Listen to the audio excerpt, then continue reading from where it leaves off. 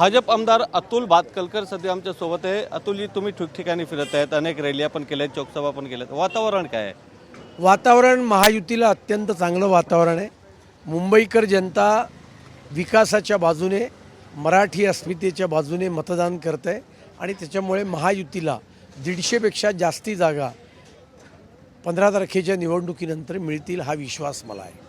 पण काल ठाकरे बंधू दोन्ही एकत्र आले होते, खूप काही टीका केल्यात भाजपवर, अडाणीवर, काय सांगणार तुम्ही?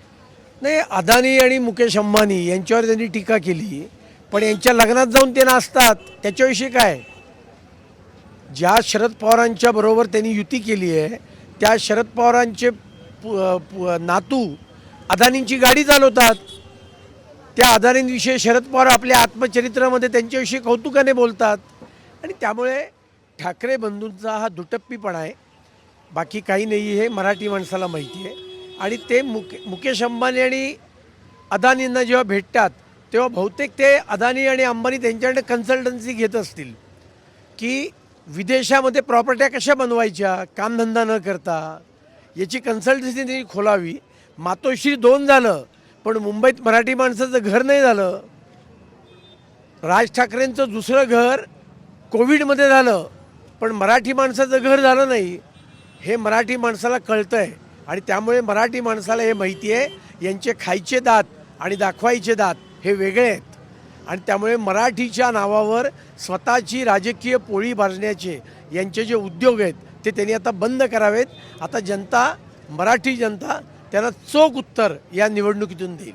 त्यांनी आरोप केलेत की मुंबईला महाराष्ट्रापासून तोडण्याचा प्रयत्न चालू आहे, तुम्हाला वाटतं का असं? ही सुद्धा कॅसेट फार जुनी झाली। शरद पवारांनी आपल्या आत्मचरित्रामध्ये लिहिलं आहे की मी इतके वर्ष दिल्लीत काम करतोय, अशा प्रकारचा कुठलाही कट नाही।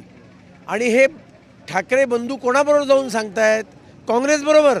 ज्या काँग्रेसने मुंबई महाराष्ट्रापासून वेगळी करण्याचा प्रयत्न केला त्या काँग्रेसच्या मांडीवर जाऊन बसतायत आणि मराठी माणसाला हे सांगतायत।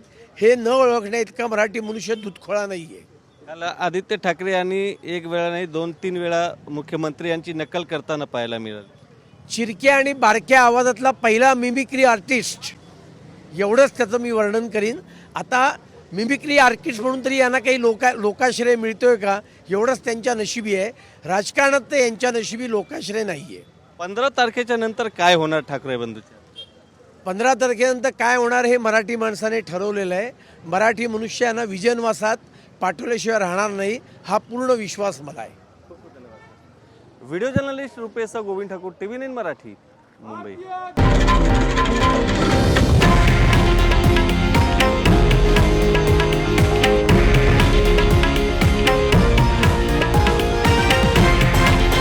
हे आहे देशातील नंबर 1 न्यूज नेटवर्क आणि आपण पाहत आहात TV9 मराठी, एकमेव।